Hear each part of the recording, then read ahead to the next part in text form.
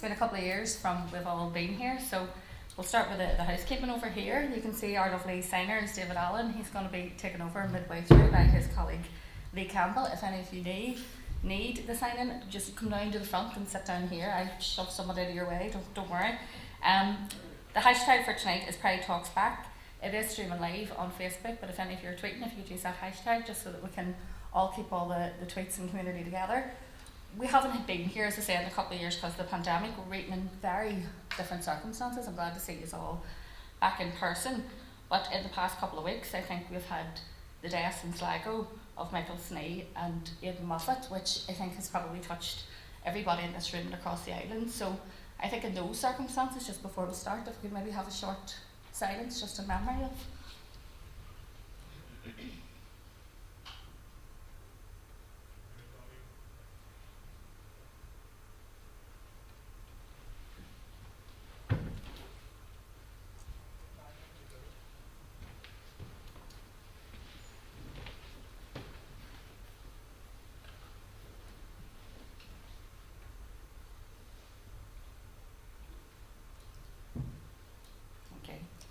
So I'm going to introduce our panel. I'm not introducing them in the order they're standing. I'm going to introduce them in the order that someone has written them down in this card for me, which makes it a bit easier for me. So from the Alliance Party we have Owen Tennyson. From the Green Party, Mal O'Hara. From People Before Profit, Fiona Ferguson. From Sinn Féin, Emma Sheeran. And from the SDLP, Conor Houston. And from the UUP, to my side, that worked out well, didn't it? The lovely Laura Kerr. I think just after what we just spoke about, it leads in quite nicely, quite probably right into the first question. We often hear now as a journalist, sometimes when you're interviewing people, you hear, oh, they were just in the wrong place at the wrong time in relation to those murders in Sligo, those two men in their own homes, a place that they should have felt safe, a place where they should have been safe. So I think we'd like to sort of start the night by talking about that very serious subject of safety and how that affects members of the LGBT plus community. I think I'm going to start with yourself, Owen, and could you just tell us in relation to the very real subjects of safety, what would your party be doing in the next election to ensure that people are safer both on the streets and when it comes to dating and in their own home? Yeah, well, Alison, first of all, I want to associate myself with your sympathies to the families of both Aidan Moffat and Michael Snee. I have to say, I was shaken personally by that series of murders myself. I think it has really affected the community as a whole, and I think it's important that we reflect upon that, because I have friends, for example, who have been deleting dating apps who feel less comfortable being who they are as a result of that tragedy, and who are actually retreating into the closet. And I think it's really important that as a community we come together and that we stand in solidarity against the kind of hate that has been directed towards us over the past number of years. In terms of how we address that, I mean, there are plans, for example, to take forward strengthened hate crime legislation in the next mandate through the Department of Justice, but I actually think that this goes much deeper than that. When you're dealing with hate crime legislation, that's after incidents have occurred. So you're cleaning up, the impact, you're putting people's lives back together after they have been a victim of hate crime. And I think we need to start much earlier than that. So I think a key part of all of this is education. And we know, for example, that we have issues in terms of inclusion in education in Northern Ireland. We have transphobic, homophobic and biphobic bullying, which is rampant in some of our schools. And I think we need to push for a more inclusive curriculum, looking at things like, for example, LGBT history, which has been totally written out of some of our curriculum in schools. So I think it's important that LGBT people see themselves reflected in what they're learning. That's important. But it's also important for those people, usually I have to say straight men, who are often the perpetrators of some of these crimes disproportionately, see that there are people in society who aren't like them, who are gay, who are lesbian, who are trans, and that they are just as entitled to be respected and live their lives with dignity as everybody else. And I think if people see at an early age that diversity in our community, if they're introduced to that as a young age, in a tolerant and respectful way, I think we're less likely to see these kind of toxic attitudes that contribute to these crimes down the line. Yeah, Emma, I would ask you the same question in terms of what your party are doing. I think a lot of what Owen said is true. A lot of this is about education and visibility, so that people do feel that they're safe and happy just to be themselves in the community, and rather than having to feel, as some people do, that they're having to put themselves at some sort of risk because of the attitudes that still exist, I suppose, within this very patriarchal society that we live in. Thanks, Alison, and again I want to extend my condolences to the families of Michael Snee and Aidan Moffat. And I suppose what Owen said there has hit the nail on the head. Just as misogyny is the root cause of violence against women and girls, homophobia and transphobia and biphobia is what leads to these sorts of attacks and people losing their lives for being who they are. So that's how you address it. You know, having relationship and sexual education that actually talk about LGBTQ plus relationships, talks about trans rights. We've just come out of a process whereby we tried to establish a Bill of Rights for the North. If we had a proper Bill of Rights which addressed human rights for everyone and normalised a community and allowed that to not be stigmatised and shamed, the way that we had people obviously in the past being criminalised, and we're only just partway through that journey. So I think that's key to them eradicating the bullying and what then turns into violent attacks and people feeling unsafe and looking behind their shoulders. Yeah, Fiona, I'm going to ask you, it's actually similar, but it's a question from someone who's attending online, from Keegan McCandless, who said, why do you think hate crime is rising and what can be done about it? They're saying that they feel that Belfast and Dublin are less safe for LGBT plus people than they were a few years ago.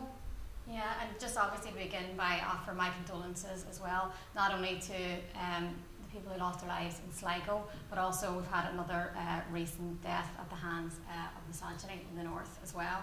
And I understand totally why someone would feel like it's a more dangerous and difficult place to live now if you're part of a marginalised community, because that kind of fear, that's what people who carry out these attacks want to perpetuate. They want people to feel like you're not safe. It's not okay to live out in the open and normal and live the same life as anybody else. And I think ultimately we all have a duty to smash stigma around these issues. And I think that we all as well have a job in terms of recognising that yes, we need the policies to get in at the ground level and ensure that these things don't fester from a very early age. But I think we all have to recognise that there has been some culpability from the very top of society. We have parties here who still have misogynistic or homophobic policies around equal marriage, around reproductive rights, and that sends out a message from the very top of society that it is okay to other and to marginalise people. And we see the impact of that in the way that, for example, reproductive rights or access to care for people with HIV, access to comprehensive RSE, it is marginalised. It's not a normal part of healthcare, it's not a normal part of education, and I think smashing that stigma from the very top right down should be to the fore of all of us in terms of responsibilities that we take on if elected, and that's something that I look forward to doing. There's no place for homophobia, transphobia or misogyny in 2022, and I think that we are in a much healthier place than across the water in terms of the debate. I use that word for lack of a better word, around transphobia, and I'd also think that there's a job on those at the very top of society as well to say transphobia is not welcome here at all. Mal, from your point of view, obviously those murders will have had a really massive impact on the community and how people are feeling. Do you feel that they feel that the streets are less safe, or that they are less safe maybe than they were a few years ago? Thanks, Alison, and I'm the optimistic hippie, so I want to say no, but I feel maybe unfortunately the reality is true. People will feel a little bit less safe, and I want to associate myself with those condolences to Aidan Moffat and Michael Sneed. And I would encourage people that, you know, if you're not comfortable talking to police, and that's still a residual thing here in Northern Ireland, some people aren't, that there is a fantastic advocacy service at the Rainbow Project where you can get support and they could do third-party reporting on your behalf. So please use that service if you need to. I think people have lost confidence a little bit from our community in terms of reporting of hate crimes when the outcome figure is only 15%. Shockingly low, 15%. So why bother reporting it? And I think here in Northern Ireland in particular, we have a culture of paramilitary machismo, which is an acceptable level of violence. I think you've written quite eloquently about that, Alison. And that breeds into our attitudes around a lot of these issues. I think in terms of the best way to begin to address that is the overarching sexual orientation strategy. We were promised it in 2007, we still don't have it. We were promised it in 2011, we still don't have it. We were promised it in 2016, we still don't have it. It wasn't promised in the DUP Sinn Féin short-lived executive of 2016 to 17. and we still don't have it, and that's vital to addressing the inequalities that our community experiences. And I think the point that Fiona made is really, really important, that culture of toxic debate around trans rights and trans rights to existence is beginning to appear here. We've seen it in other parts of these islands, but it's beginning to appear here. And I think all I can reflect on that is that it's exactly the same arguments that were used as scare tactics about gay and bisexual men and lesbians in the 80s. And now we're just changing the name to trans, and those people are saying the same things. So it's given permission for people to assault or denigrate or harangue or chastise our community. The last thing I just want to say is, see if you're comfortable, be visible. Please be as bloody visible, as camp, as queer, as flamboyant, as out as you can be, with your own safety in mind, because that gives hope and succour to the next generation, and it challenges those people with negative attitudes. I'm sorry you didn't say our signer when you said that. It was gorgeous, wasn't it? Can we have a wee bit more flamboyant as well? To yourself, Conor, what would your party do in terms of that, making sure that people do feel safer on the streets? Because you can see when something like this happens and the level of violence used and the terror that would instill in people, especially those people, as Mal said, who maybe don't feel as comfortable being out at this sort of specific period of time. Absolutely, Alison, and again, as with everybody, just to extend my sympathies and condolences to the families and friends of those two men in Sligo, and to all in our LGBT community who felt that chill effect, who felt a little bit afraid, who thought about their own safety in a way, again, that really should be consigned to history. And I think, listening, there's probably a lot of agreement on the panel tonight in terms of what we have to do. And I think Mal touched on a word that for me encompasses it, which is culture. This is about the kind of society we want to create. This is about the kind of society we want to be.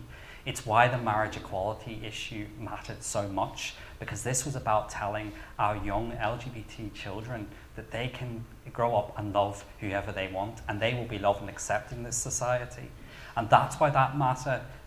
It mattered from a human rights point of view, but it also mattered because it made a statement about the kind of society and the kind of culture we want to have.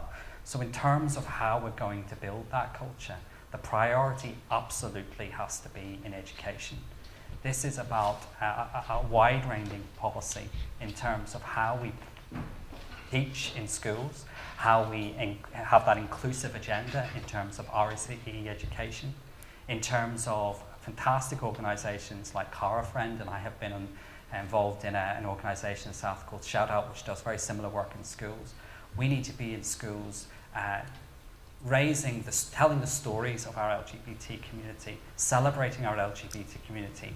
And I've also had the privilege of seeing it in corporate workshops as well, where we're building that allyship. And I think this is about how you find those ways to tell the story of our community, but also build allies.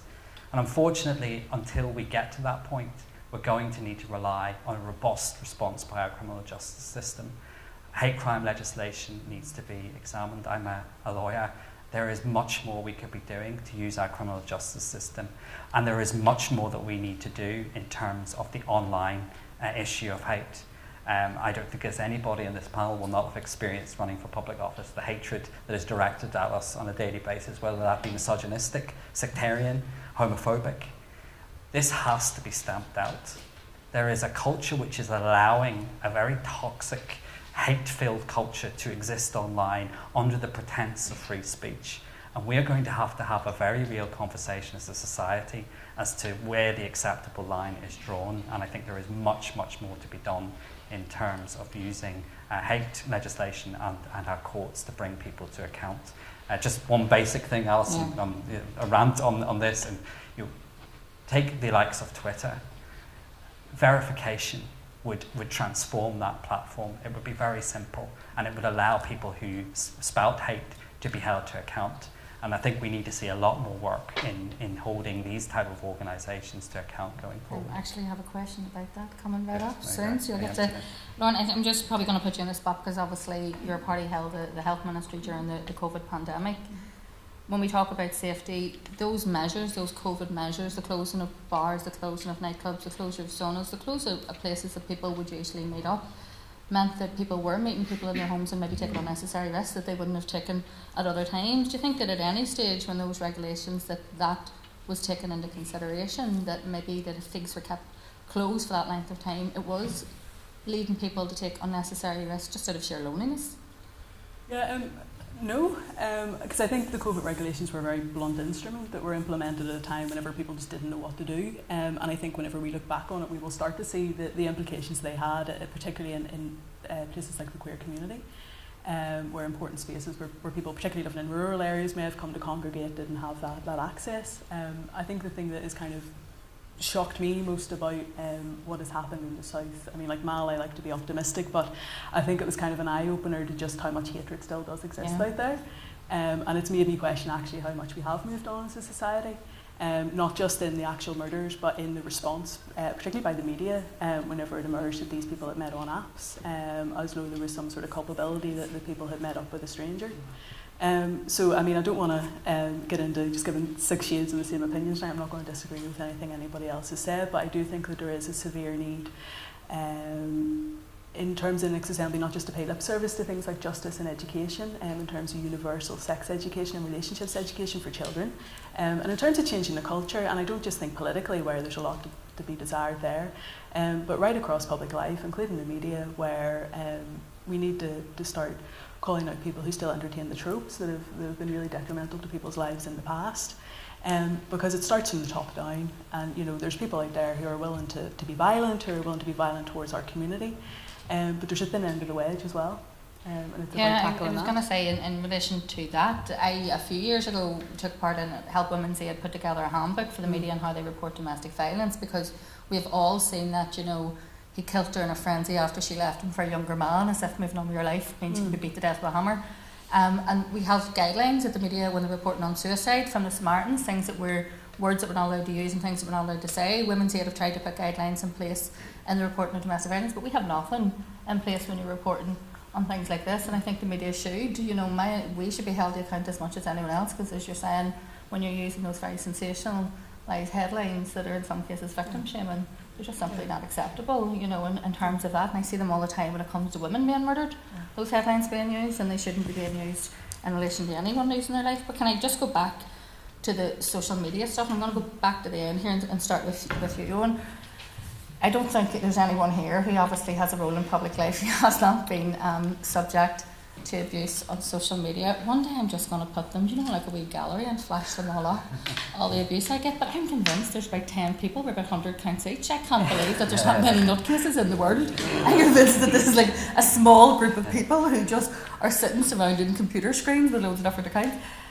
Those social media companies do have a responsibility, and there's a fine line, isn't there, between allowing people anonymity to be themselves and freedom of speech, and also then allowing people to obviously use those platforms to spread hate speech, which we see very clearly, which is happening in places like America and also in England now in relation to trans people. Not so much here, but I think, you know, we always are a couple of years behind. That's not to say it won't come here. What do you think should happen to those social media companies to hold them to account? Yeah, well, first of all, Alison, you say it might be 10 people behind some of the accounts. I well believe it, because they all seem to like each other's tweets, the replies. They all have the same spelling mistakes that I've noticed. Yeah, slightly suspicious. Yeah, it is. It raises an eyebrow. I mean, I think it was touched upon already, but I think verification is the way to go. We're not saying to end anonymity on social media, because I understand some people on social media, because of their work or whatever else, won't necessarily want to have their full name in public view. But the social media companies should have a way of identifying who is behind an account where they do, you know, stray into hate speech. And I mean, I've had situations personally, I mean, I get direct messages, I get tweets and so on that are homophobic, and I've reported them to Facebook and Twitter, and there's been absolutely no action taken. So they need to be taken into account in the same way that, for example, media organisations are held to account for things that they publish and that they put on their websites. And I think, given the size of these organisations, and not beyond the realms of possibility for them to be able to verify accounts and track down people who are responsible for this kind of hate speech. Because you're right, I mean, I'm worried about the trend in terms of transphobia that's spreading, particularly online, because it has been absolutely vile. And you would think, by the way some of these people are behaving, that trans people have not existed for the entirety of, you know, forever. It's, you know, using these kind of really imported culture war issues, particularly around things like women's sport. And I hear people talking about women's sport online and talking about trans people as though it's this some great injustice.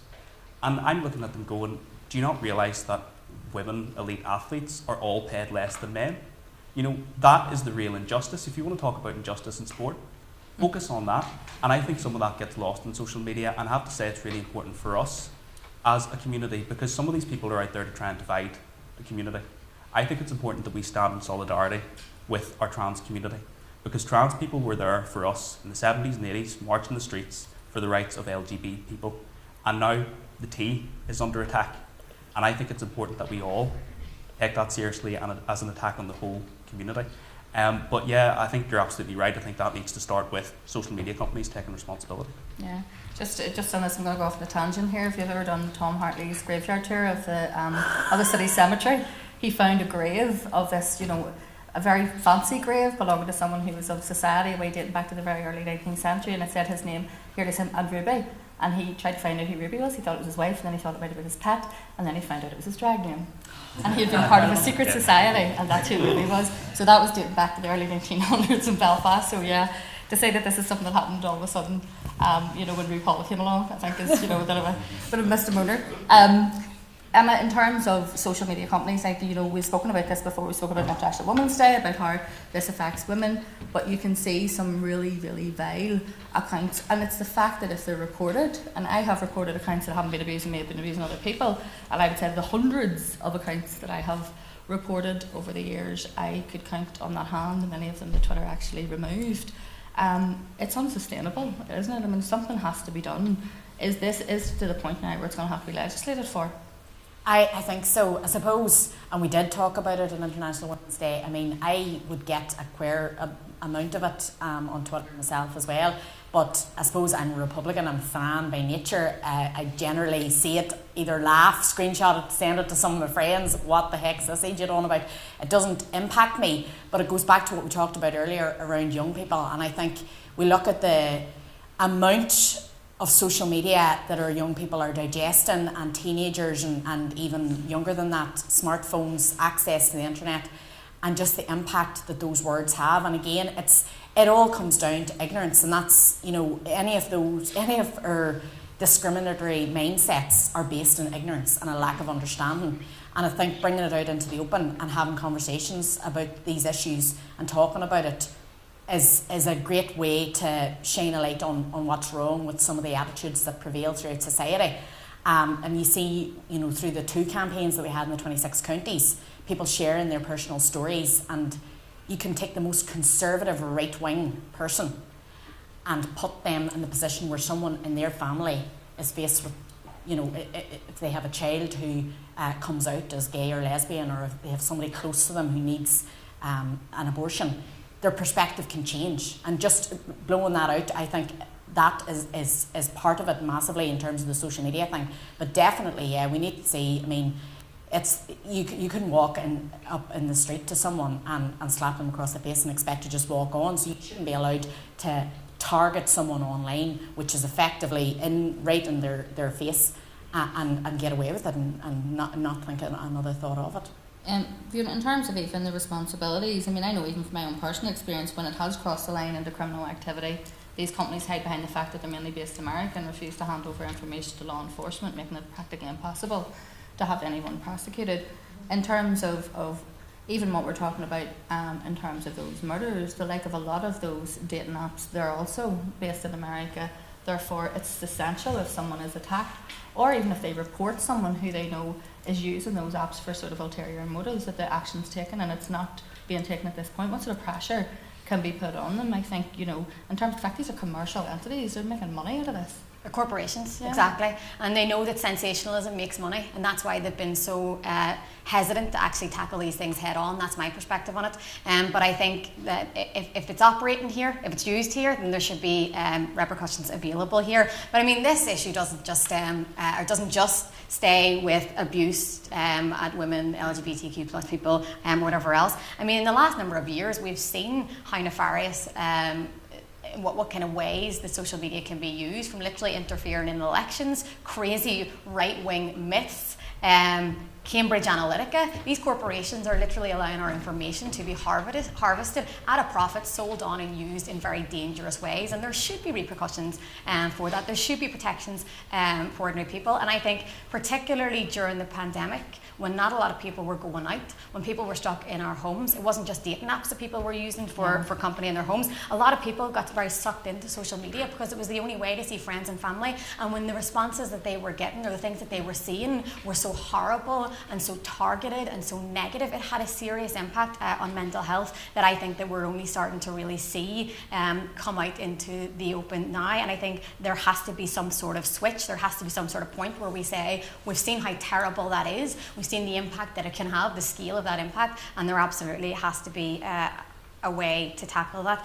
I think I have a slightly different, basically, I wish that I could do what Emma's just said in terms of just shaking it off all the time. I've had some pretty horrible messages. I know you have, Alison. I know most of the panel probably have. I can't shake off a rape threat, but unfortunately that's what we get in our DMs. And that level, if someone was to make those comments to you in person, you should rightly feel entitled to be able to do something about it. So you should rightly feel entitled to be able to do something about it when someone says it to you online, and we should never underestimate the impact that can have on somebody just because it's not said to your face. You can feel just as endangered when that comes into your DMs. One piece of advice that I would say, yes, we need I think we do need to have progressive legislation that says this isn't allowed to go on any longer. Free speech is one thing. You can't just harass people and get away with it. That shouldn't be acceptable. I would also encourage people to block liberally. I used to think as a politician that I can't block people, and I try to do it as little as possible when it's just people who disagree with me. That's ridiculous. But if I see someone who's openly spouting racist, homophobic or sexist comments, particularly directed at me, no time or place for it, neither should anybody else, so block them, move on. And that's the best way to quash the art of the whole situation. The same, zero policy for abuse, you're right. That's it. So you don't get any other chances. No, so my DMs are open because of work, and it has been useful. Some people have contacted me, but you'd amaze the stuff that I get sent. I mean, if you owned that, you wouldn't be sending a picture of it to anyone, I can assure you. It's the notions of them, do you know what I mean? I'm like, really? Mal, one of the questions that actually was sent in was someone saying what can be done to tackle loneliness in the LGBT plus community, which actually made me really sad. But the pandemic obviously heightened that, especially for people living rurally or maybe who didn't actually know anyone else in the community they could contact, and social media became so important. If this was any other business, you'd say just don't use it. You know, they're corrupt, don't use it. But we can't say that, can we? Because social media is a lifeline to so many people. Yeah, and I think it's a really difficult one about how to combat loneliness. I think regardless of what advances we seem to be making in our society, we can't seem to deal with loneliness, and more people feel disconnected. We've, a pandemic almost in terms of mental health and well-being. People feel cut off, disconnected. Our communities aren't cohesive. Those maybe strains that used to keep us together, whether it was church or trade unions or, our particular nuance in the conflict, the communities felt very together, maybe because of the conflict. And we don't have those anymore, so for more and more people, they're feeling isolated or alone. And I think what we need to do there is, I'm going to hark back to it, it's the sexual orientation strategy. That should be addressing rural issues. Now, unfortunately, the question that our MLA asked and the Minister for Communities said, well, it'll be up to each minister whether or not they want to fund these things. Can we see Edwin Poots putting lots of money into queer visibility and capacity and tackling the isolation and loneliness for queer people in rural communities? Unfortunately not. So I think, what we need to do is have centrally funded strategy that begins to address those issues.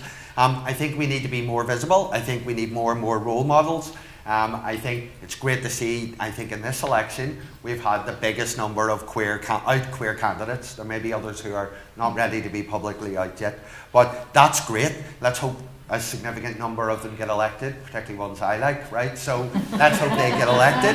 And actually that gives confidence to queer people that, maybe I can be next. And I want to tap back, if I can, just to the issue. We talked about safety and we talked about online safety. And for queer people, we've all been shouted at, harangued, harassed in the street. We've all experienced, being called a faggot or a dyke or whatever it might be. And our approach is often, that happens. We kind of accept it. Let's stop accepting it. report it every single time to the police or through the advocacy service, because then only do we get to understand the true scale of it. And if it happens in your school, or you know somebody who's a pupil in school and it's happening to them, report it as well, right? Whether the police or the appropriate authorities in the school. Because only when we see the true scale of intolerance towards our community can we begin to address it. Yeah, and Conor, in terms of that, what legislation do you think could be passed that would make social media safer for those who use it and rely on it? It's a big question, Alison, and the first thing we have to confront on that is the limitations of the Assembly in terms of what it can legislate. And obviously some of these issues go up the food chain to both Westminster and to the Dáil in Dublin and beyond, because some of these companies, as we're talking about, are registered in the United States and in other places in the world. So there are practical challenges in terms of what we can do around legislation. I do believe there is a lot more we can do in terms of hate crime legislation, in terms of specific offences online, in terms of ensuring resources for police and prosecutors to be able to take forward more cases, to hold people to account. As Mal said, it's linked. If you were constantly seeing people being held account for their actions online, that would, I believe, over time have a chill effect and would put manners on people, because we have, unfortunately, and we're all experiencing this, the keyboard warriors who are not afraid to say something online to you. And unfortunately, it sometimes happens in the street as well, but there is something particularly nasty about it happening online. And I think there's another layer to this, Alison, which in your role as a journalist, I think you do a brilliant job in trying to demonstrate the role of a free press, the responsibility of a free press, the responsibility that falls on each of us as political leaders in terms of free speech, that you have to act responsibly with it, as you do as a journalist. And we're going to have a debate about where that responsibility is more and more, and maybe there's legislation that we can be looking at in terms of that. It's of course absolutely right that people can disagree with you. It's absolutely right, particularly in the political role, that you're challenged, but there is a line as to when that turns to hatred that we cannot tolerate. And I think we're going to have a debate in this society about where that line is and where appropriate legislation could be brought forward to protect people. So, Lauren, do you think that there has been talk and there has been attempts to try and pass bills through in Westminster where they would say you have to provide ID when you're registering? You can then use an anonymous name and be anonymous if you want, but if you break the law, then that company has to hand over the ID that you use. Do you think that's the answer to the problem? I think it could be. I think there's probably a step before that, but I think on that it's quite important, because I think as queer people we need to be protective of anonymity online as well, because for many people they feel that they have to be anonymous online because they aren't out, they need to protect their identity. So I think that's something that we have to be cautious of when legislating for this. I actually think there's a step that we need to do before we get there, because the fact is we're only having to legislate to prosecute the individual because the companies are doing nothing to police their own forum. And there's a question to be asked of our governments, particularly, people like the UK and Irish government. Twitter have bases in these countries. What are those governments doing to take on the companies who are making billions off the back of their forums where hate is being cultivated against citizens in these islands? This and it's money too. These companies pay absolutely off the back of people's misery. And it's cowardly. It's cowardly that, if somebody was shouting that stuff at you in the pub, they'd be put out and the police would be called. The thing is, they can do it all day online. I've seen some of the people who abuse me online, they run away in the street. They don't. It's the anonymity that gives them. It is. I had a piece this last week, I think, Belfast Live did a piece, and I was hoping to be the first openly lesbian MLA in East Belfast, and my God, it was a magnet for every arsehole in the country. And it was great. I come back from the pub last Saturday. I'm going to urge caution in the Belfast Live comments section. Some of my friends work for Belfast Live. I'm not saying there's anything wrong with it, but the comments section is, there's a thesis in that, it really is. It's a strange world, it really, it genuinely is. I'll comment on it, but listen, it was, the responses were remarkable, and from anonymous people who wouldn't say it to me if they saw me in the spar, but I think, I can only say I wish I was having half the sex these people think I am. Remarkable. It's got to have increased your chances being Belfast Live.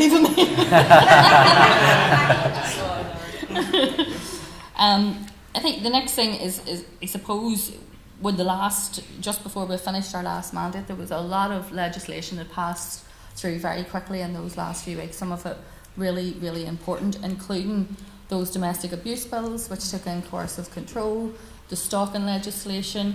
I think that people, when they hear those legislation, they think that they're gendered, that they're specifically aimed at women, and while the majority of victims are, there is a really serious problem in terms of not just reporting of domestic abuse within the LGBT plus community, but also the reaction of police, courts, all of those bodies to that. I think I'm going to go to you first, Mal, and then work this way through.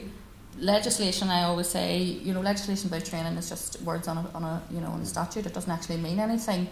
In terms of how that legislation can be applied to protect people, because there is a massive issue of underreporting of domestic abuse, violence, coercive control, stalking, all of those sort of issues. Yeah, and I think it's really important, and I think some of the evidence base around LGBT relationships would say that there is a disproportionate level of domestic violence within our relationships. And maybe that part of that is because of those factors around people not being out, not being able to seek support, not being able to confidently go to the statutory agencies, the police, victim support, whatever it might be, around the difficulties that they may be having in the relationships.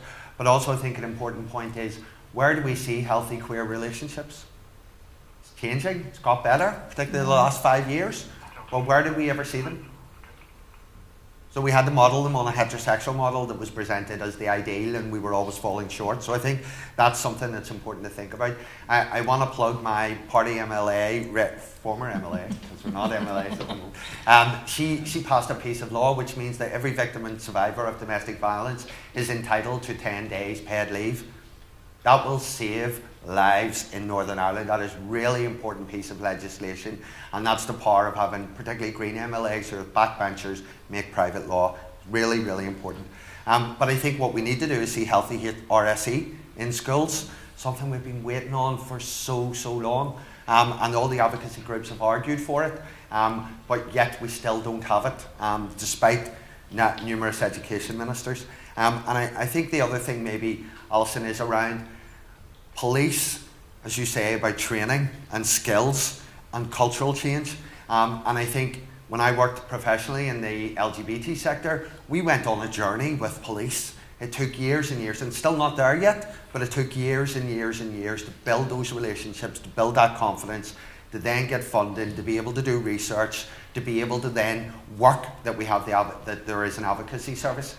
That has not happened in all other departments, which is really disappointing. It's happening a bit in health, particularly with a focus on mental health and well-being and the disproportionate impact in our community, but it hasn't happened in education, and I think that's a huge frustration. So I think that's one of the key levers to make change. Fiona, to yourself. Yeah, well, I think we should welcome some of the legislation that was passed in the last mandate, and I think one of the important points that's been touched on a little bit there about the domestic abuse bill was the training that was written into that for the PSNI, and there was actually a fight in the Assembly. For anybody who sits and watches the debates in the Assembly, no offence to anybody who's up there, painfully boring at times, but for anybody who watched the debate around that, there was a bit of a pushback around a number of things. One of them was how often PSNI had to be trained, because it cost more money to train them every year instead of every couple of years. There was also a pushback around getting legal aid for victims who need to go through the system. There's a pushback around that, and the pushback was, well, how much is that going to cost?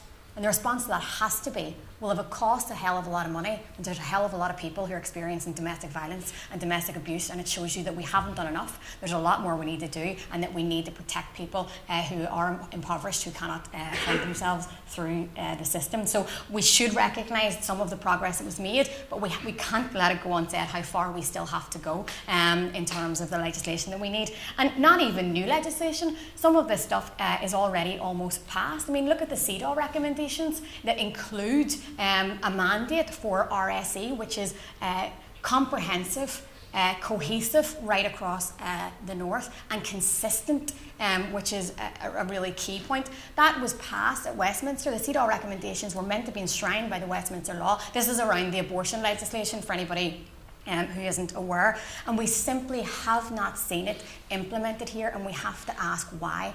Whether it's RSE, why has the Minister failed to implement that? Whether it's health, why has the Minister failed to provide services for abortion? And now, with an election 2 weeks away, is the time to say we will put it up to politicians and we will vote for people that aren't gonna, that haven't taken wishy-washy positions on this in the past and haven't let us down in terms of failing to implement these things. And then I think we just have to be a damn sight more ambitious.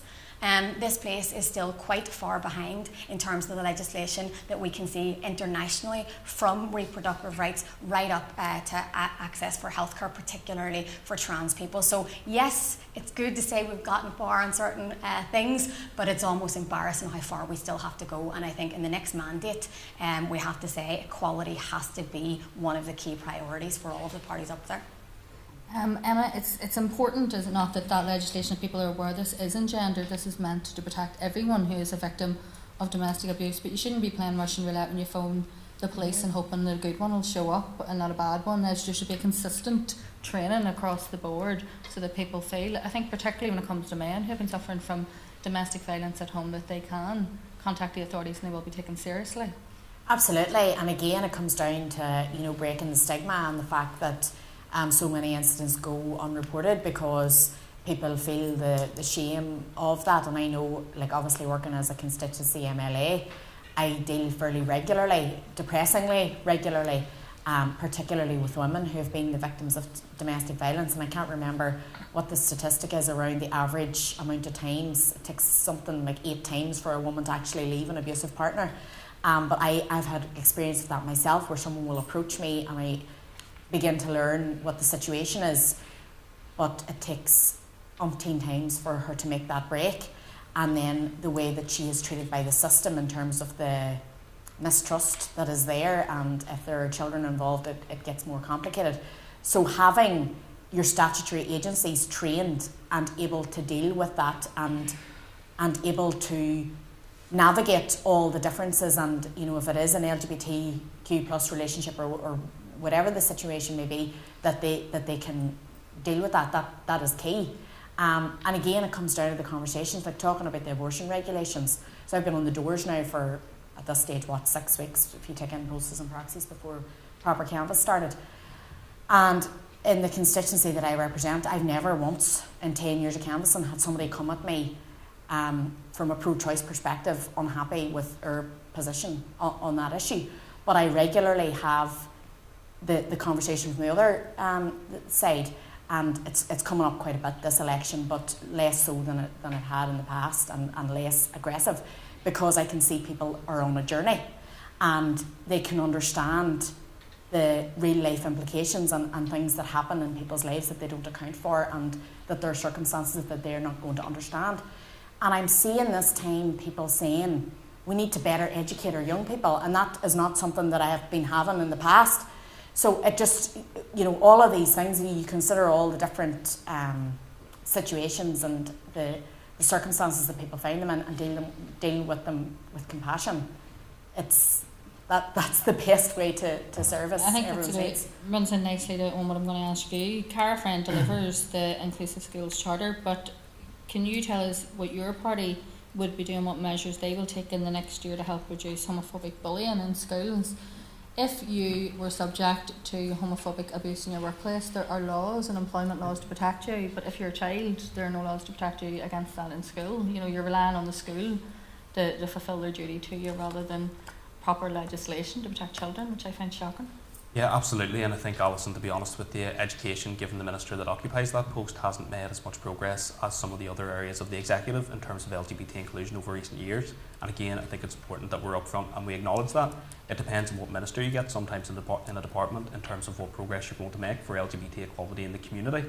There are a number of things that we would do. I mean, the first thing that we need to do very early on in the new mandate is introduce statutory guidance to schools in terms of how they tackle transphobic, homophobic and biphobic bullying in schools, and ensure there's adequate training for teachers in that regard. But I think it's much wider than that. Actually, I think if you look at the minimum content order for relationship and sex education, for example, currently that doesn't include, for example, issues around consent and LGBT issues. Now, it's important that we reform that as a matter of urgency, and Naomi Long has pursued the Education Minister on this, and I think at times we've been met with a brick wall. in that respect. But I have to say, there's a vastly disparate experience in terms of schools and their approach to LGBT people. I mean, I wasn't in school that long ago, and I was treated it wasn't just that being LGBT was wrong. It was we were treated as though we didn't exist, which was sometimes worse. You know, we just don't deal with you here, and I think that has a really degrading impact on young people if they're being othered and treated as though they're different and they're somehow weird or they're not going to fit in society. And I think that has a difficult legacy for people in terms of when they grow older. But there are also some good schools. I mean, my friend, for example, is a teacher. She had a number of young people who were struggling with their sexuality and gender identity, and she took it upon herself to reach out to me, and I could refer her on then to some of the organisations who went into the school and delivered a fantastic programme. And she said, "Owen, you would not believe the difference this has made to these young people." And I said, actually, I can't believe it, because I remember being that age and I remember what I went through, and I wish somebody at that stage had reached out and came in and told me that what I was feeling was completely normal and that actually it would get better. And I think that it's important that it's not a postcode lottery depending on where you go, and that it's standardised across the board, and the minimum content order is part of that. But we also have other schools, and this was my experience, who outsource RSE to religious organisations with negative attitudes towards contraception and towards LGBT people. And I think that is hugely, hugely damaging. I mean, we don't outsource English or maths to religious organisations. In fact, parents would balk at that if we were bringing in religious organisations with no expertise to teach those subjects. So I'm not sure why the exception is being made in terms of RSE, and I think that needs to be a priority in the next executive. And I hope another party will be in the Education Ministry after the next election, so that we'll be able to bring it forward. And every ministry. Can I say something quickly on RSE, if that's okay? I'm just going to quote a minister who said it must, of RSE, relationship and sex ed, it must also be delivered in a sensitive manner which is appropriate to the ethos of the school. So I went to Catholic school, and I'm intrinsically disordered according to Catholic doctrine. That's we all are. I might be. Right? I was in my 20s, right? But is that acceptable? No, it's not. And the organisation that Owen talks about is in 70% of our post-primary schools. Ban them. Stop it. You're not getting in. You're not spreading disinformation and harm. And you know, who waits until they're married to have sex anymore in 2022? A very tiny minority, maybe, of people. Yet that is the message that is going into 70% of our post-primary schools. The education minister I quoted was John O'Dowd of Sinn Féin. So I wouldn't be as assured that a different minister is going to have a different outcome. Do you want to respond to that? When was John O'Dowd last education minister? John O'Dowd was education minister, I don't know, 10 years ago. But so would you say they've been on a journey since then, I would and say hopefully attitudes are changed? No, I would say that, I mean, Sinn Féin have had, we've had a change in numerous policies down through the years, but we've been consistent in support for our LGBTQ+ community. We represent constituents, and we acknowledge that in an awful lot of the communities that we represent, people feel very strongly about the religious ethos of the school. And I would say I have friends who themselves aren't probably practicing, but would feel very strongly that their children should attend a religious school, and that's their personal choice. And so we have to reflect that. But I don't think, John is not opposed to us having proper religious and sexual education, or relationship and sexual education in schools. And that's not what he would have been advocating at that time. Yeah, Conor, and can I ask you the same thing? It's really important, and we know that. We know from the Gillen review, we know from all of the reviews that have taken place that this needs to start at a very early age. It needs normalised in children's lives at an early age, and they're taught actually what proper healthy relationships look like at a very early age. What age do you think that this training should be taking place? Do you think we need to go back to the primary schools? What age does it need to start, and when should we start introducing this sort of, when they keep talking about age appropriate, what exactly is age appropriate? Well, I'll give a practical example of what I believe this looks like. I have 3 little nephews, and one of them, when he was 5, I bought him one of Oliver Jeffers' books, The World Around Us, and it's beautifully illustrated. It says this is the world and these are the planets, and there's a page then, this is all the people that live in the world, and people of different cultures and ethnicities, and he loves this page, and he started going through the page and explaining what he could see, that man has a turban on his head, that little boy's wearing a funny dress, and just saying what he saw. And as he was going through, he went, there's two ladies getting married, and then he moved on to the next one. And I went, well, that's RSC, Alison. He didn't go, oh my goodness, Uncle Connor, why on earth are there two women getting married? What is this? What is this violation? What are you showing me? We didn't have to spend years putting him through therapy as a result of that book.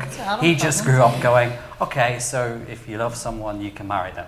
That's his view, his worldview. No, okay, he has an openly gay uncle, but I suppose what I'm trying to say to you is, that wasn't, to me, inappropriate. That wasn't trying to pursue an agenda. That was just trying to make the world accessible to a 5-year-old child and trying to show them that whoever they are, they will be accepted, and they will be valued, and they will be loved. And that is, when we have these debates, sometimes we use the language like RSC, and it can get, to me, that's what I always think about, is that example. That's what we're talking about. This is about just trying to make sure. I always remember seeing a little boy on a train to Dublin one day, had a badge on, and he sat opposite me and it said, no child is an outsider. And I just remember I stared at this badge going, isn't that just it? And I think, for other openly LGBT people, we will have experienced at school that feeling of being an outsider, and indeed in society sometimes. And for me, this is simply about saying to every child in this country, from primary school through, as appropriate, you are not an outsider. You are valued, and the society values you. And that's how we should frame this debate.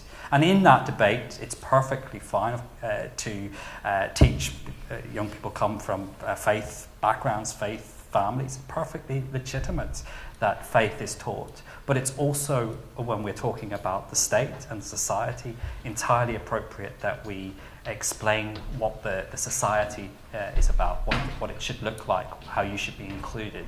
So for me, this is not trying to force some binary debate. This is just about allowing people to feel accepted.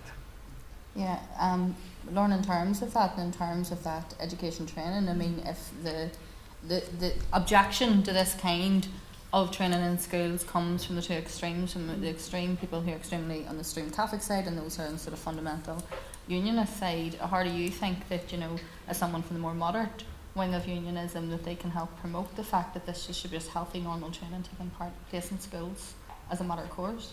Well, I think visibility is a huge part of that. I think talking about these issues and not shying away from them is a huge part of that. I mean, this universal age-appropriate sexual relationships education has been a kind of mainstay of the UP manifesto since 2016, and I think that's it. I think people who you may not expect to be seen talking about these issues, talking about them is very important. People like me kind of standing here tonight is hopefully important, but I think there's also an issue that has to be confronted in terms of what Conor spoke to there about the attitudes which kind of grew this kind of gasp whenever you talk about age-appropriate sex and relationships education, which at its core is that we are not safe or appropriate to be around children, and is rooted in age-old homophobia. So I think there's a little bit of an education that goes two ways in that front.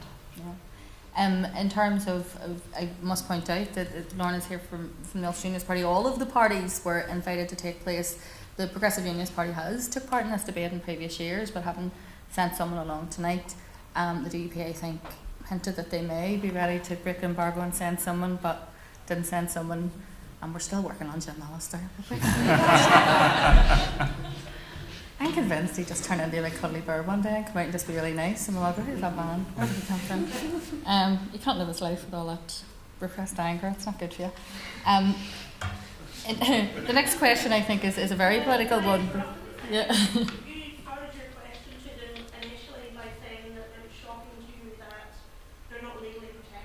Yeah. And that didn't get answered by anyone. I'm asking this specifically because I get slapped up the face by this point this year by someone that my daughter was not protected in college. She went to college this year. I've been in college for 3 years previously and had a lovely time. I had new tutors this year, and this tutor is transphobic. Nobody in her classmate, she's trans, he outed her every day. Every day he humiliated and disgraced her. And to the point where people in her class said weren't calling her he, even though they had never known her previously as he, only as she. When we approached the college, we found that this is not the first time he's done it, he's done it in previous years. And to find that he is protected by law, that my daughter has had to change colleges after a suicide attempt, and he'd be destroyed by how much.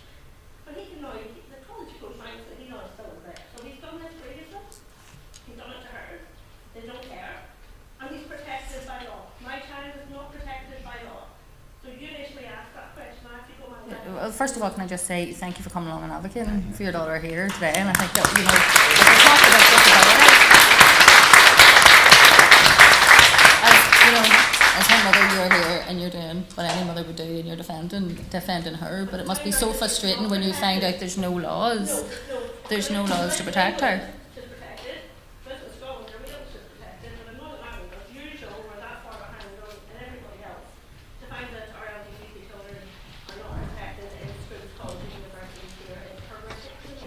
Yeah, I've also, yeah. I find it as well, and it was only last year somebody had said about their child being sexually abused by a number of boys in school, and when they complained, they realised that while if that happened to them in work, those people would be sacked, but it happened to them in school, they wouldn't, especially if they play rugby. You're sound then, apparently, do whatever you want. Mal? Yeah, extend Section 75 to schools. Simple as that. It's the equality duty from 1998, and some forward-thinking, maybe Women's Coalition or some civil servant put sexual orientation protection into that as one of the 9 categories. But that requires a Westminster reform, because it's that, and that's what we need to do. Now, when I worked professionally in the sector, we campaigned on extension of Section 75 to schools, and the support was lukewarm, right? And that would also address the RSE stuff that I was talking about as well earlier, and the fact that, you know, if somebody calls me a whatever in the street, I report it to police, that's potential harassment. Happens in a school, yeah.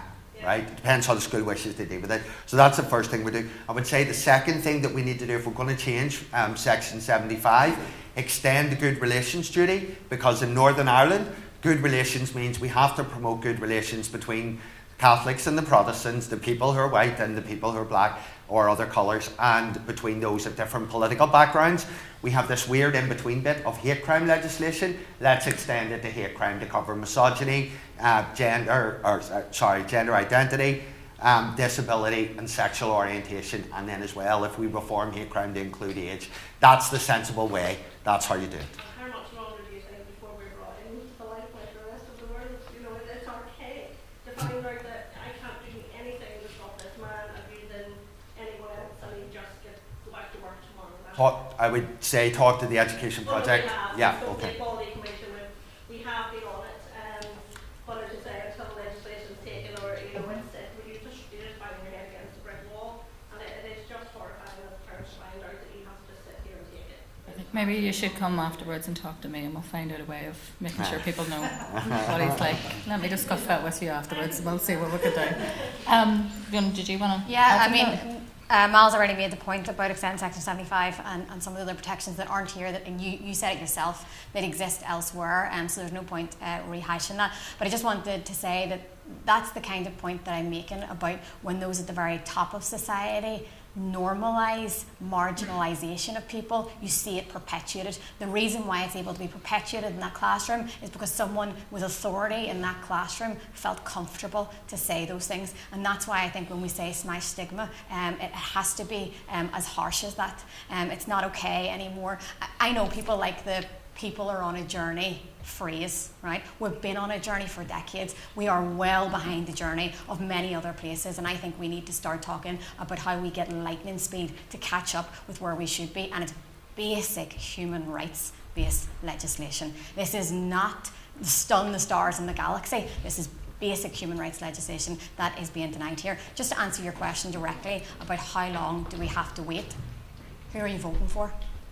Let's be honest here. I get a bit frustrated by the end of every election period, because you go through all of these hustings and it's a wee bit kumbaya between all of the parties. It's a wee bit, we're all on the same page. Isn't that wonderful? Why don't we have the legislation?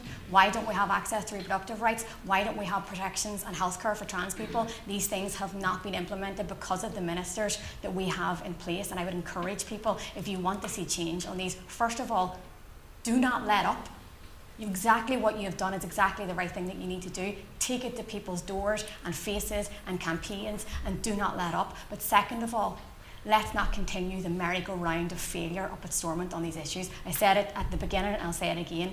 Equality has to be a priority in this next mandate. Yeah. And hell has no fear like an angry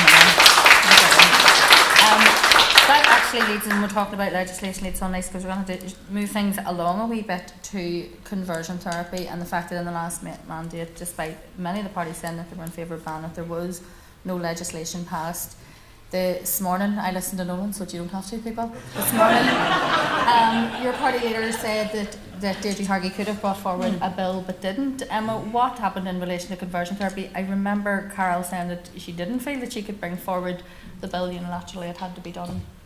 The policy work has began. Yeah. I'm not sure if, I think it was Deirdre that kick-started that. I think that happened after Carol had finished the cover for it. But the political will is there, and I suppose all parties said that they supported that. The policy work has begun on that. So, as I understand it, the next mandate, it's just it happens then. Like the legislation, they're in the process of writing that. And so, I mean, I suppose there's no every party here. I'm assuming you would all support the ban on conversion therapy, and will push for that to go ahead. Yeah. In the next election. I think it's bizarre when people think this part of the island that it isn't banned, something that it seems from another world. Conor, in terms of that, has your party been pushing in relation to the conversion therapy bill, and will you, if elected, be pushing in relation to that?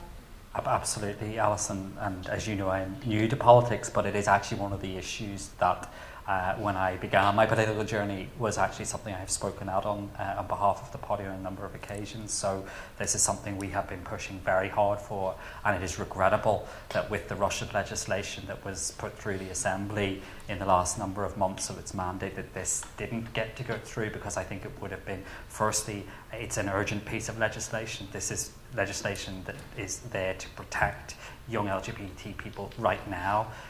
It is horrific that it has not been banned. It is horrific that many LGBT young people are could be victims of effectively this kind of abuse and torture, and it is essential that this is a priority piece of legislation in the next Assembly.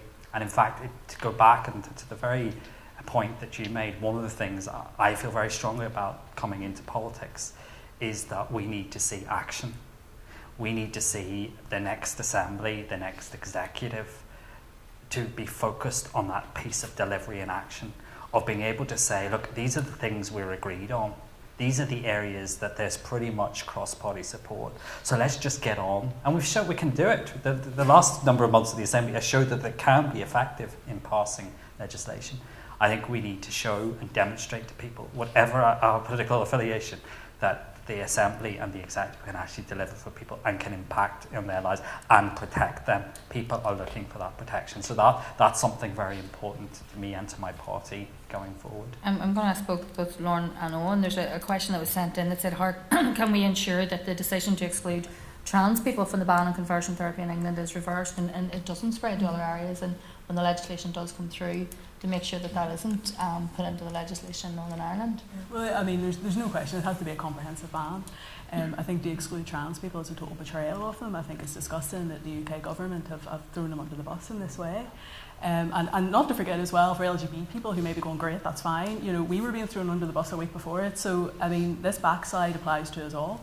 In terms of the Northern Ireland Assembly, I mean, you know, we either do it for everybody or we don't bother, because if we leave a loophole where trans people can be subjected to, or most likely, by the way, in terms of the UK government's own research, trans people were more likely to be offered or subjected to conversion therapy, and yet we're going to leave that group sitting outside and vulnerable to it.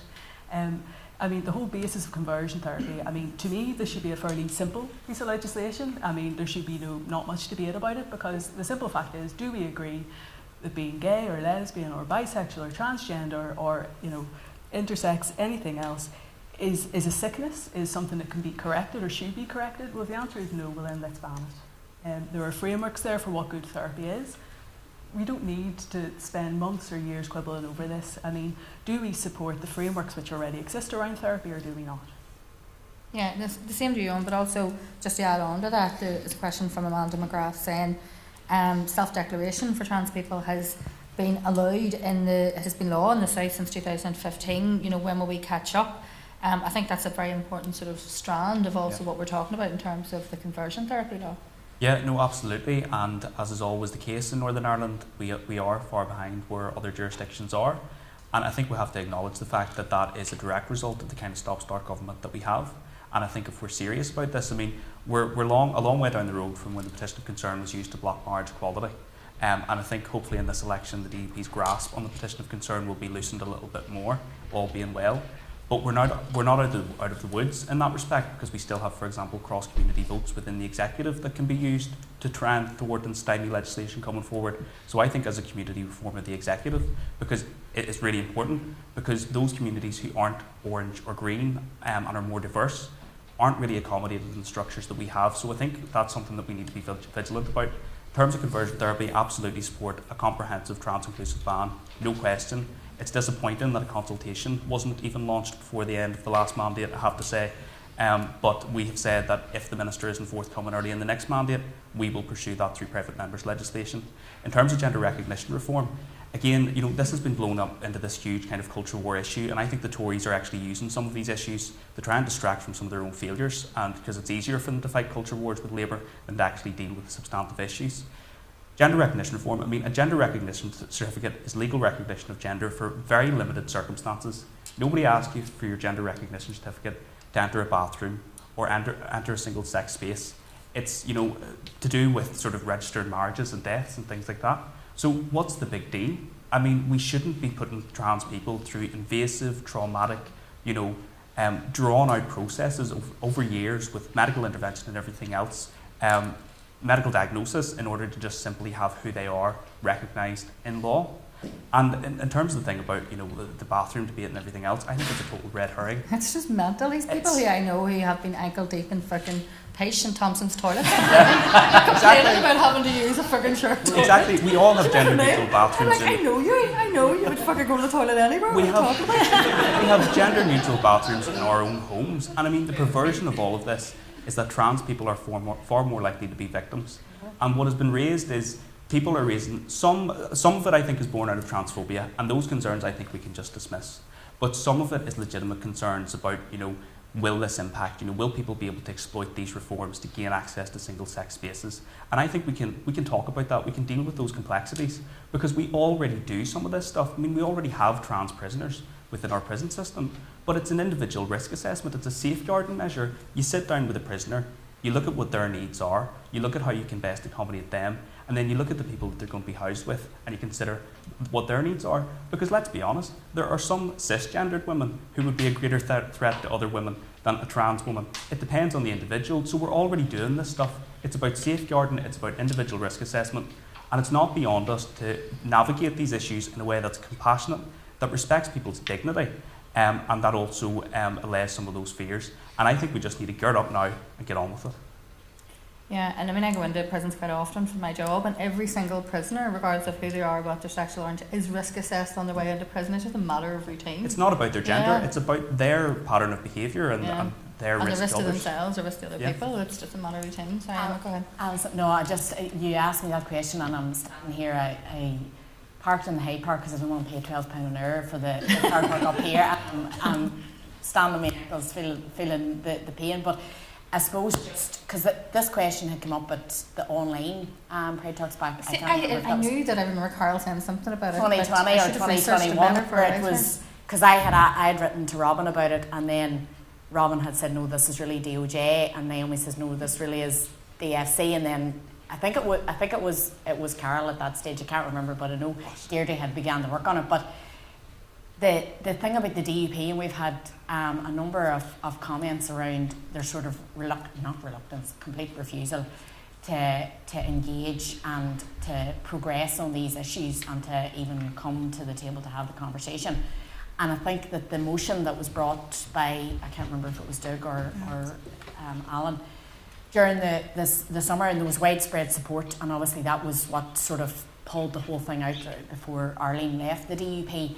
And we need more of that. We need more of, confronting these issues and sort of give your justification as to why you want to deny rights and putting them on the spot. I think too often just say, right, the DUP aren't interested in trans rights, they're not interested in rights, they're not interested in whatever it is, whatever piece of equality legislation, just leave it at that, take it as read, when we need to be engaging and sort of saying, right, we're not accepting that, because they have a serious mandate, And I don't believe that everybody that votes for the DUP agrees with them on these issues, but we need to or everybody who's in the DUP, and and privately you see the impact that has on some people. Even some people here have had hardline unionist views. We're coming near the end, which obviously I suppose leads us on to this question. No unionist party has ever officially taken part in Belfast Pride. This comes from Andrew Spear, by the way, who I think is listening online.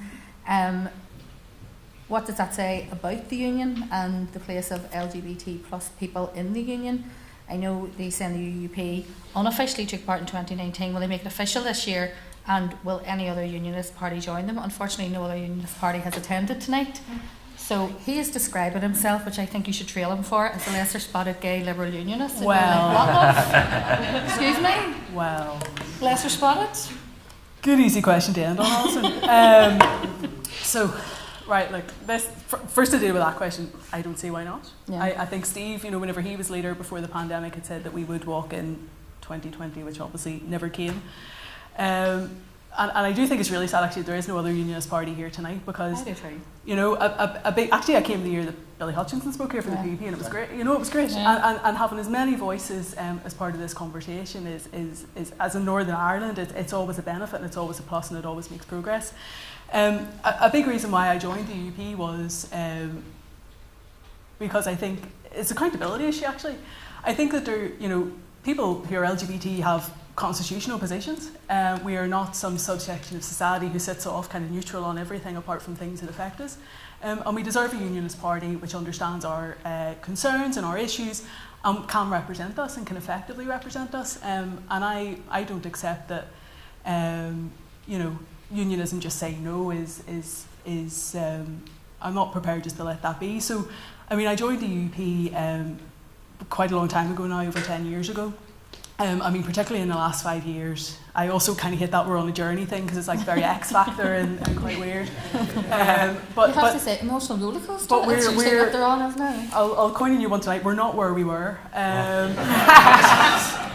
Is maybe a bit better. Just getting on a t-shirt. It does. I wouldn't sell many outside tonight. But I've had the honour and great frustration sometimes of being a central part of that. In terms of Robin Swan, whenever he was leader, he recognised that unionism had a problem with the LGBT community and vice versa. We've done a lot of training. We've done a lot of work internally. But the other thing is that for me as a queer person, kind of gestures and solidarity isn't enough. It's what you do with the power you have and how you actually positively change people's lives. So, in the past 2 years, we've, through those conversations, because it's about not just elevating queer voices, but it's about your leaders being prepared to listen to them and act on their advice. I can come here tonight and list off things like, we got NDNA, the 3 cycles of fertility, which we obviously need to work on to fully implement that. We instigated the Gender Identity Services Review before Stormont dissolved. We were able to award £250,000 to the LGBT sector for mental health services. We brought the ban on conversion therapy motion, which I thought was actually really important that the Unionist Party did bring that, because it spoke to something that has kind of been unsaid about where unionism actually is rather than political unionism. So I think this is really important. It's an important part of why I'm here tonight as well, because queer unionists exist. Queer unionists deserve to be represented. And I have come to this and sat in the audience for many years and never imagined myself to be here, but I just think it's important that we're here. I'm going to throw it onto the other parties, because we all have we all have unionist friends, and some of those we have been at Pride with us, and some of them I know you wouldn't believe the carry on that goes on. And some of those people might feel that because of the language used by other people in relation to unionism, that there's no place for them at events like this even. What can the rest of us do, I suppose, to make it a more welcoming place, and hopefully bring those people who may feel just because of their unionism that there's no place for them at events like Pride or even at talks like this, Conor? Well, I think there is a huge piece of work by all of us in this time to find ways to engage with the people we disagree with. I've spent a lot of my career as a lawyer in business and in various civic groups trying to find ways to have what I would call sometimes difficult or uncomfortable conversations. And I think there's a responsibility in all of us to have more of those. They don't always have to be in public forum. Some of the most useful conversations I've had, particularly in some of these issues, have been sort of quietly over a coffee, as it were, behind the closed doors, and it's building those relationships, it's building that trust. I remember a number of years ago when I outed myself as a lawyer, about 6 or 7 years ago, I wrote an article called Promoting Compassion, Defending Equality, in which I spoke about the experience of being a young gay man in Northern Ireland. And I had a number of people from right across the unionist community, including within the DUP, who got in touch with me to say how moved they were and how they didn't realise the experience, and it's humanised it for them. And I think we need to find more ways of doing that, of making people feel comfortable. I agree with you, Alison, it's entirely regrettable the DUP aren't here tonight. My first Pride Talks Back was the one Gavin Robinson came to as Mayor of Belfast. And Gavin and I trained as lawyers together. I know Gavin well. And, he came, he obviously didn't agree with a lot of what was being said. But I don't mind. But it was important. Just come and disagree, exactly. It would be fine. Just come and But be what there. I remember what he said, but I'm here because you're citizens of my city. And that basic humanity and decency is just so important. And of course we need to have more conversations, and there's a lot more to be done, and the resisting and some of the actions of the DUP over the last number of decades is reprehensible. But what I'm trying to say is that there is always hope, and there is always ways of trying to build those relationships, and it begins with each of us taking that responsibility to have those awkward conversations, to challenge ourselves. And I know Owen used the word earlier, and I think it's come up a number of times, but to build on that word of compassion. Let's build a compassionate society in which we accept sometimes people will disagree. And I used to always say as a lawyer, we don't have to agree, but being disagreeable is a choice. So I think we need more of that culture. Yeah, I realised, Mal, when I was speaking to Lauren, it was about some of my best friends who are unionists, wasn't it? Like, I know, prods.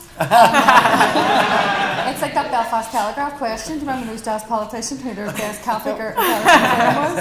I said if they ask me that, I'm going to go pure heart or home and say Mervyn Gibson, just go really going deep, do you know what I mean? Like, take it.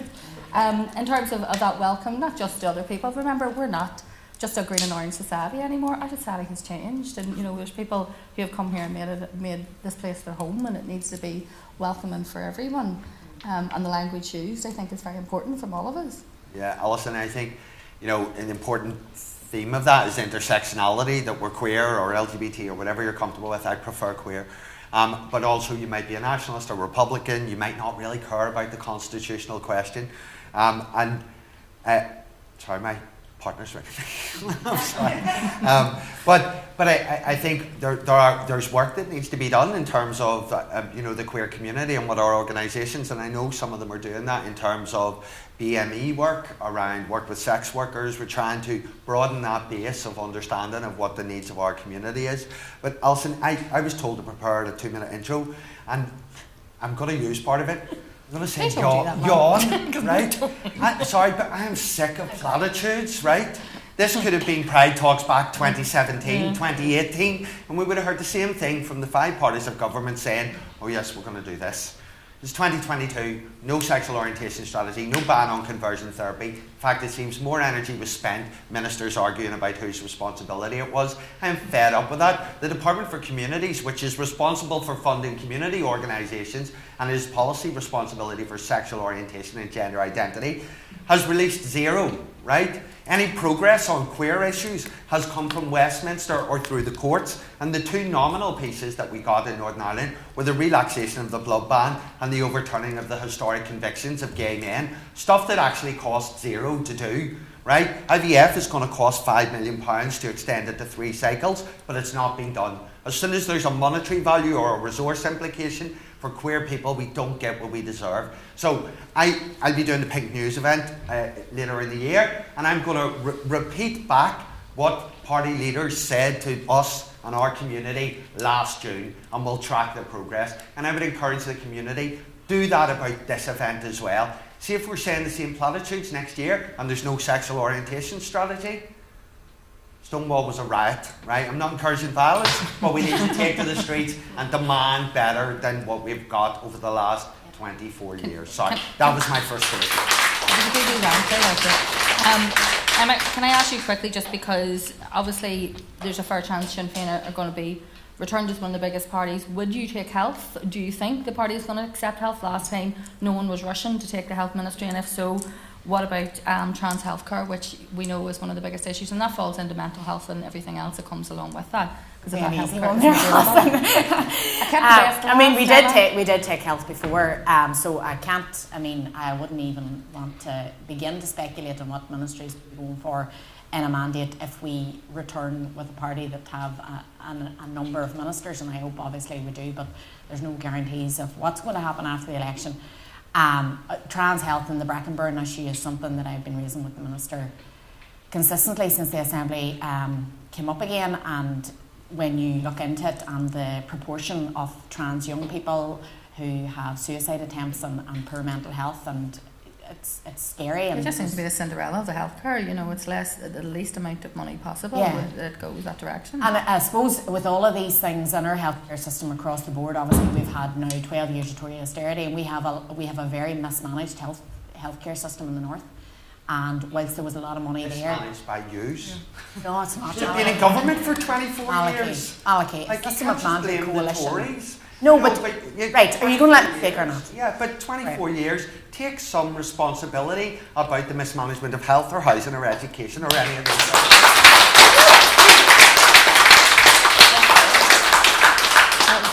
Mal, let him answer the question. No, so, I mean, we do have, I'm a Republican, I want to see United Ireland. We have a system of government in the north which isn't sustainable long term. That's my belief, and that's the position in which I stand. That's the reason I got involved in politics in the first place.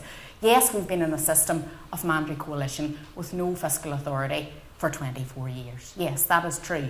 And we have departmental responsibilities, and we have put money into communities, and we have, in the ministries that we've had, put money into the pockets of working people and communities that have been disenfranchised and excluded and oppressed and marginalised.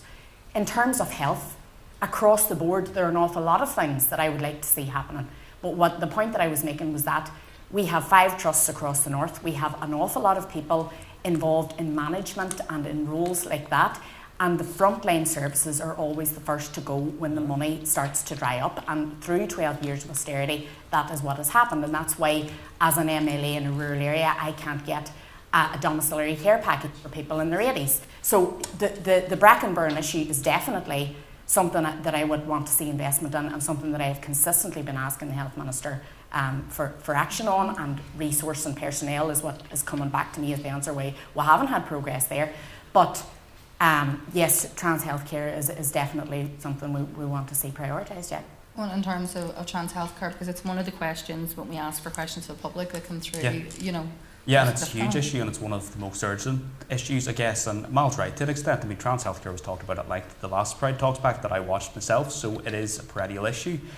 The funding for Brackenburn, I think, between 2015 and 2020 actually was reduced considerably despite increase in demand. So there is a massive issue. I mean, I know some people who have been waiting for 4 years in order to get their first appointment with a consultant.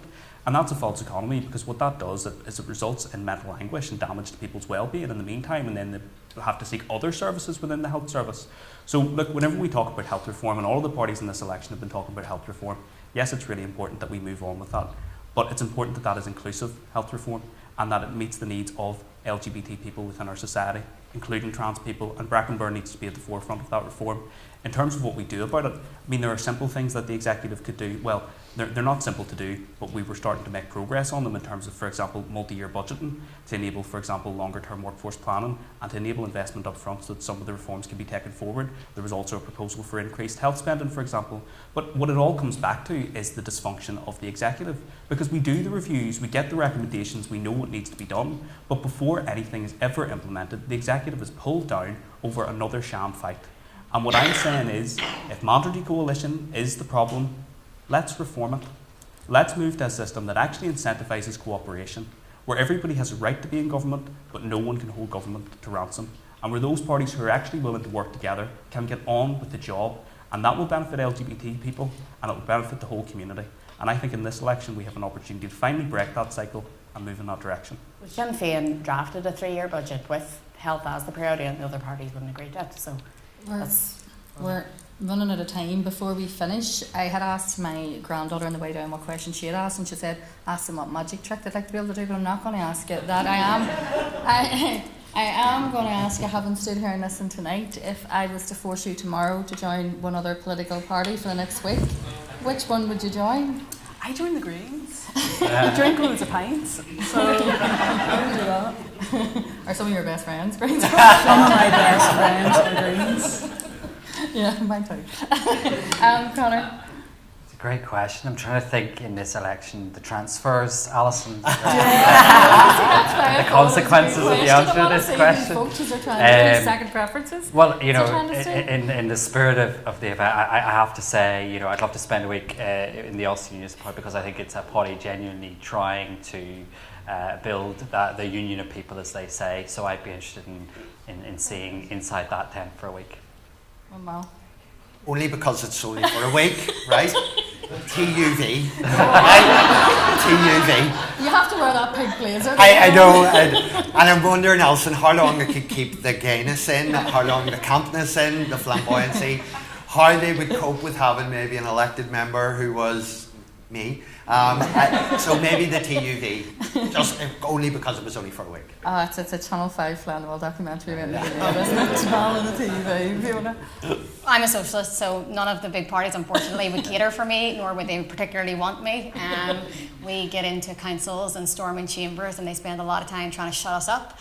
So I don't think that they would be necessarily jumping for joy to see us coming. But just to pick up on a point that was made in the last question by Emma, I think the only way that we can start to look at the positions that other parties have and change them to more what we would like to see is, and I think what you said was confront the issues, put them on the spot. That's the only reason, for example, Sinn Féin has the position it has on abortion right now, because we refuse to say that that's acceptable. It's the only reason I think that the SDLP, women on the street, forcing the issue, I think is the reason why.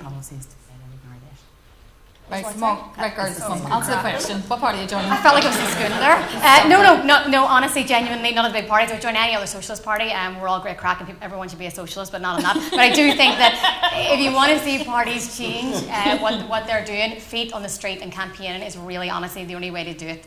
So yeah, I'll leave that. She's small, but she'd be fierce. Emma, what party would you join? Interestingly enough, I am a socialist as well, and for about 10 minutes in a hall in Queens, maybe about 12 or 13 years ago, Jerry Carroll nearly had me. And that's a true story. So only for I cared about Irish unity, I definitely flirted with the idea of joining PPP, so I would go to PPP for a week. Okay. I have to say, I'm a bit like Mal. If I thought nobody was going to find out, I would quite like to be a fly on the wall in the DUP at the minute. I have to say, there's something a wee bit camp about that soap opera that's going on internally in the DUP at the minute, so I'd quite like to bear witness to that. It's bitchy as anything, isn't it? Like, the tea being spilt left, right and centre, the briefing that's going on, scandalous, yeah. You could be a good, we'll send you in as a sleeper just to come back and tell us what's going on. Listen, I want to thank all of our panellists, because let's face it, as we said, all the parties were asked and all the parties showed up. But Owen from the Alliance Party did, Emma from Sinn Féin did, Mal, Fiona from People for Profit, Mal from the Greens, Connor from the SDLP, and Lauren from the Ulster Unionist Party. So thank you so much for being